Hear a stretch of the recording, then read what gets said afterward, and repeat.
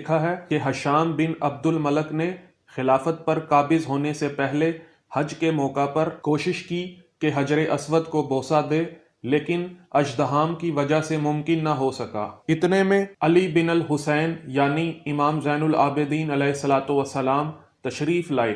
جب لوگوں نے دیکھا تو وہ ایک طرف ہٹ گئے، یہاں تک کہ آپ علیہ السلام نے باطمینان حجر اسود کو بوسہ دیا۔ جب ہشام نے یہ منظر دیکھا تو سخت متعجب ہوا اور اپنے ایک مصاحب سے غضبناک ہو کر پوچھا کہ یہ کون ہے؟ تو لوگوں نے لا علمی کا اظہار کیا، لیکن فرزوق شاعر پاس ہی کھڑا تھا۔ اس نے یہ سن کر کہا کہ میں اسے پہچانتا ہوں، اور فی البدیہہ یہ اشعار کہے، جس کا ترجمہ ہے کہ یہ وہ ہیں جس کے نشان قدم کو بطحا کی وادی، خانہ کعبہ اور حل و حرم جانتے ہیں۔ یہ